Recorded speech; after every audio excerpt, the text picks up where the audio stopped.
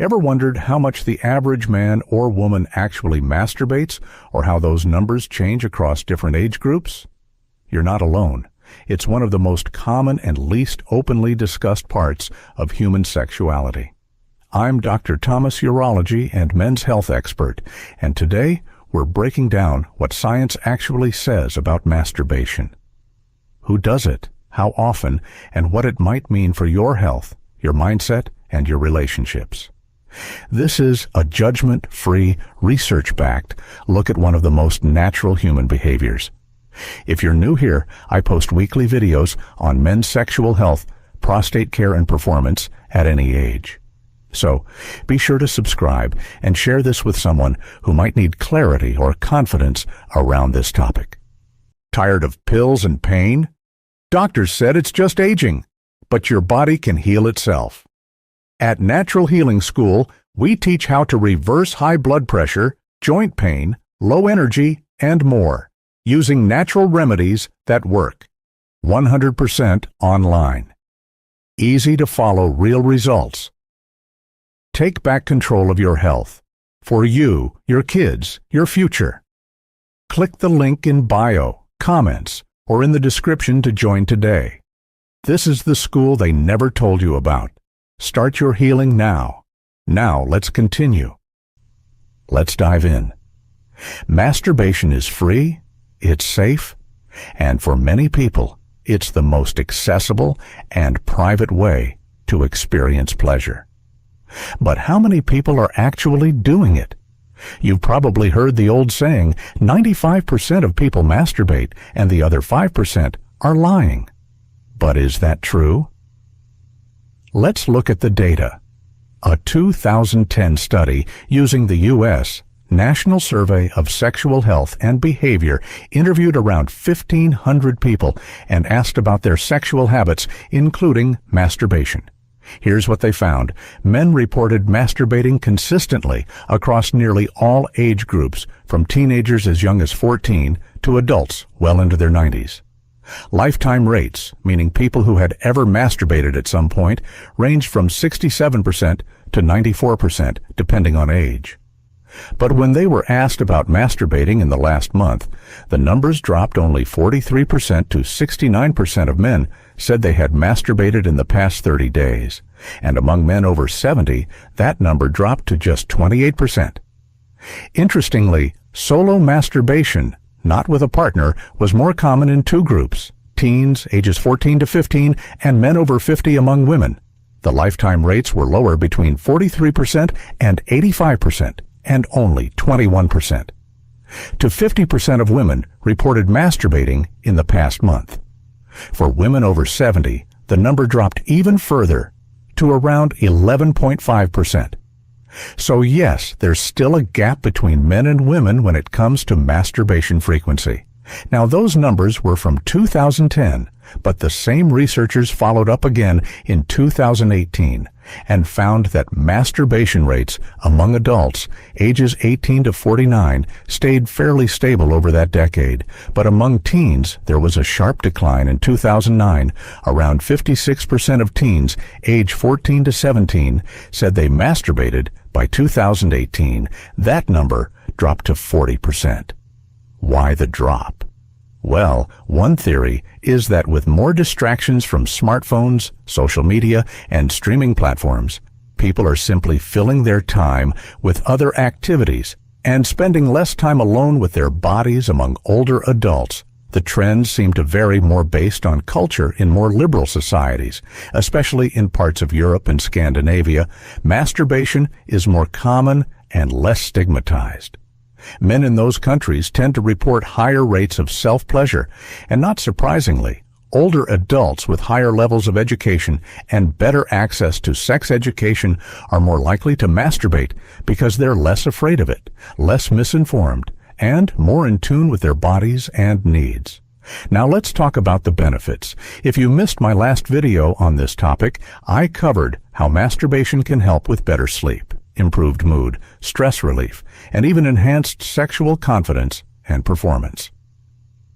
A study of 3,000 European adults between the ages of 40 and 79 explored how often people masturbated, what their attitudes were toward sex, and whether they viewed it as important later in life. The study found that, once again, men reported higher rates of masturbation than women. But here's what stood out. Adults who were in a relationship were more likely to masturbate than those who weren't. That might seem counterintuitive, but it suggests that masturbation isn't just about replacing intimacy. It can actually be part of a healthy sex life, even in committed partnerships.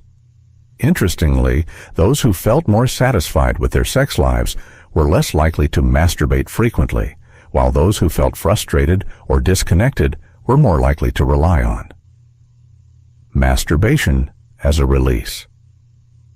There was also a strong mental component. People who believed sexuality declines with age were far less likely to masturbate. People who believed that sex is healthy and beneficial even later in life were much more likely to continue enjoying it solo. That's important because mindset has a huge impact on sexual health, especially as we age. A separate global study by Tenga, a sexual wellness brand, surveyed over 13,000 adults. They found that around 78% of all people worldwide reported masturbating for men. That number ranged between 92% and 98% for women. It hovered around 76% to 78%. So the idea that everyone does it, it's not far off. But what about how often in the U.S. study? Around 25% of people said they masturbated 2 to 3 times per month. About 20% reported doing it 2 to 3 times per week, and fewer than 20% said they did it more than 4 times per week. Among women, most reported masturbating once a week or less. But in the Tenga data from 2021, over half of people aged 18 to 24 said they masturbated weekly more than any other age group. So when do people start?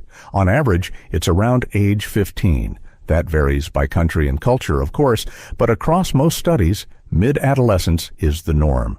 So what motivates people to masturbate? Well, women tend to use it as a complement to a fulfilling sex life, something they turn to when they feel happy and connected. Men, on the other hand, are more likely to use it as a substitute when they're sexually dissatisfied or not in a relationship. Now, does that mean if your partner masturbates, they're unhappy? Not necessarily. It just means they're responding to their own physical and emotional needs. Unless masturbation starts interfering with your relationship, like skipping intimacy or preferring solo pleasure to connection, it's not a problem. And if it is a concern in your relationship, talk about it openly, respectfully, and without judgment. So why don't we talk about this more? That same Tenga study found that only about 11% to 18% of people thought masturbation was important to talk about publicly. But interestingly, over 30% admitted to lying about their masturbation habits. That tells you everything. Despite being a normal, healthy part of life, it's still surrounded by shame and secrecy in many parts of the world. In fact, in some countries, including India, where my family is from, a much larger portion of the population believes masturbation is harmful, even though the science says otherwise. So here's my professional take. Masturbation is not harmful, it's not immoral, and it's not shameful, unless it interferes with your daily life, your work, or your relationships. It's a completely natural, healthy way to explore your own body and experience pleasure. There's no risk of pregnancy. There's no risk of STIs, unless you're sharing toys and not cleaning them properly. And best of all, it's one of the simplest ways to understand what your body enjoys, so you can better communicate those needs with a partner. Before we wrap up, here's something else to consider. If you're over 50 and you want to support your sexual function in a natural, science-backed way, there's one supplement I recommend. It's made from watermelon extract, one of the richest sources of L-citrulline, a compound that helps boost nitric oxide in your body. That means better blood flow, stronger erections, and more confidence during intimacy. This supplement delivers a clinical dose of L-citrulline in an easy daily capsule without the need to juice beets or eat pounds of watermelon rind. It's simple, It's effective, and it works especially well when paired with healthy habits like regular movement, better sleep, and open communication with your partner. You'll find the link in the description below, and if you found this video helpful, don't forget to subscribe for more weekly insights on men's sexual health, prostate care, and aging with confidence. And as always, take care of yourself, and thank you for watching.